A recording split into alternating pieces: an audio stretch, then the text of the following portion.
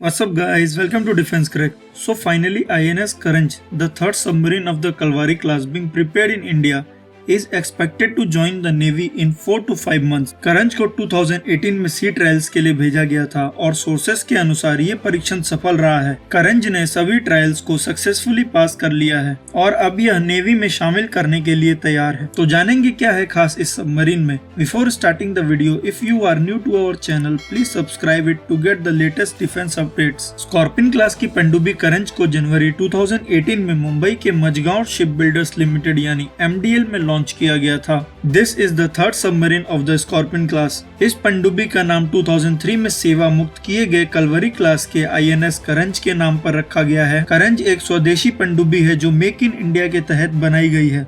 अपनी आधुनिक विशेषताओं की वजह से ये पनडुब्बी अपने लक्ष्य पर सटीक निशाना लगा सकती है। करंज से पहले 2 स्कॉर्पिन क्लास की सबमरीन्स को कमीशन किया जा चुका है।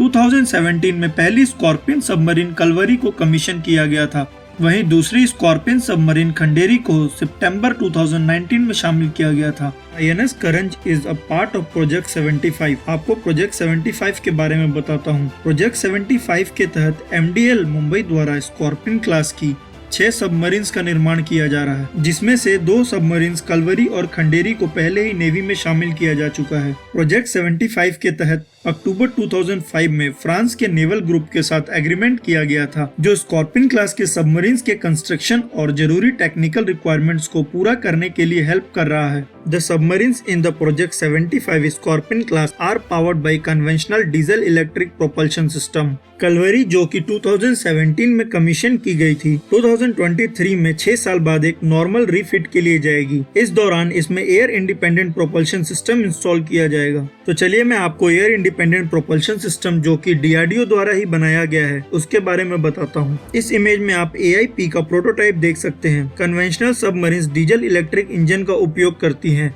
और फ्यूल कंबशन के लिए ऑक्सीजन रिक्वायर्ड होती है।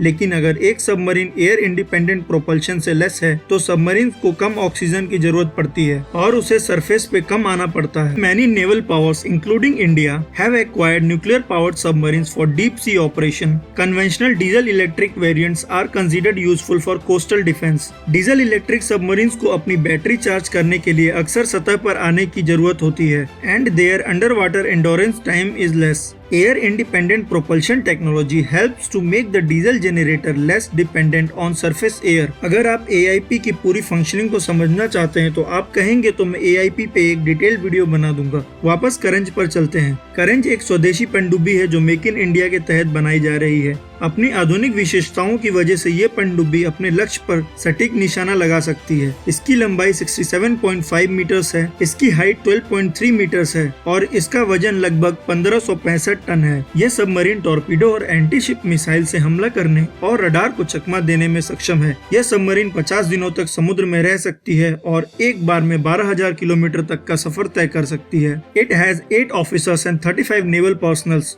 और समुद्र के नीचे यह 350 मीटर तक डाइव लगा सकती है। Submarines of Scorpene class can move at 37 kilometre per hour under the C.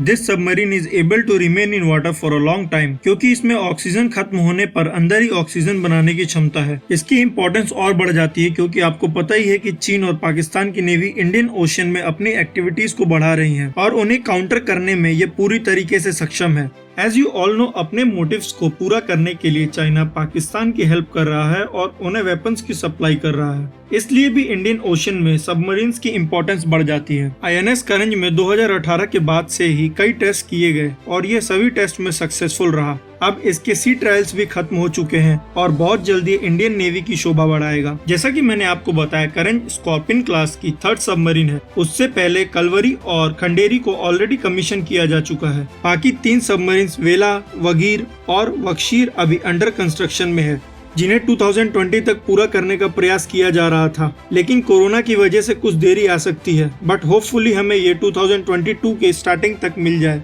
Currently, the Indian Navy has 9 Indus class, 3 in Shishumur class, 2 in Kalvari class, and 1 nuclear submarine INS Chakra. That is 14 submarines in total. Apart from this, there are 2 submarines of Arihant class, that is INS Arihant and INS Arighat, which are nuclear ballistic submarines. Apart from nuclear submarine, all submarines of Indian Navy are diesel electric, and due to lack of air independent propulsion, they have to surface every 1 or 2 days. So guys, this was the end of the video. If you really like the content of the video, please like, share, subscribe this channel. Thanks for watching this video and have a great day.